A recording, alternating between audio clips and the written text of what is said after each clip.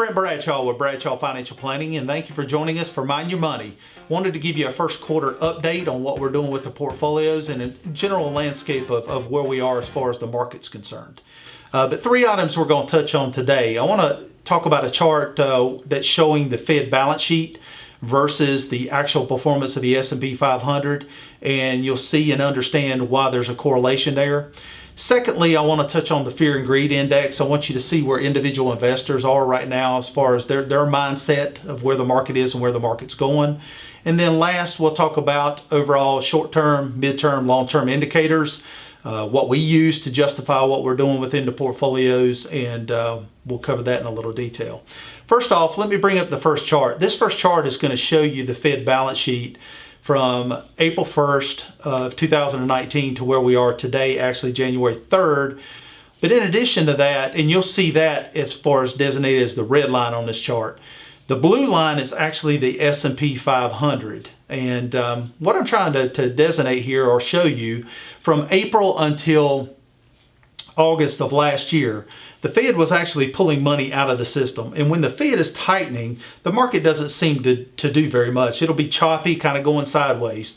But ultimately, the next chart that I'll bring up will show you from August the 1st until where we are now, kind of zoom in a little bit on that area. What you'll see is the Fed has increased the balance sheet by about $400 billion, which means they pumped that into the system.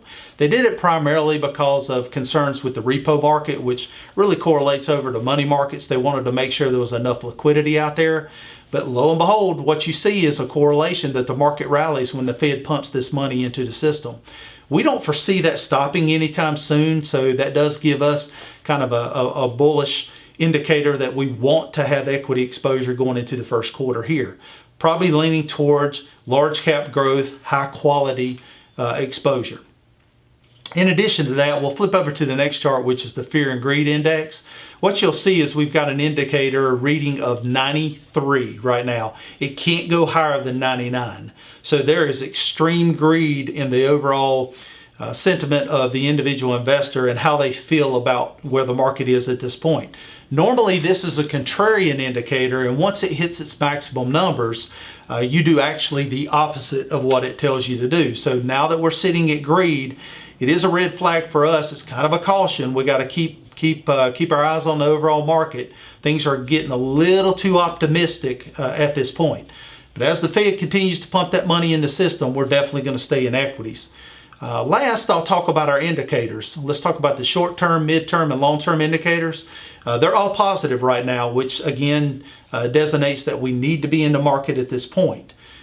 We are seeing slowing growth as far as corporate profits. We're also seeing an increase or an uptick in regards to inflation.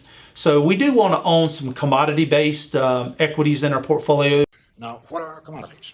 Commodities are agricultural products, like coffee that you had for breakfast, wheat, which is used to make bread, pork bellies, which is used to make bacon, which you might find in a bacon and lettuce and tomato sandwich. And then there are other commodities like frozen orange juice and gold. Clear so far? Yeah.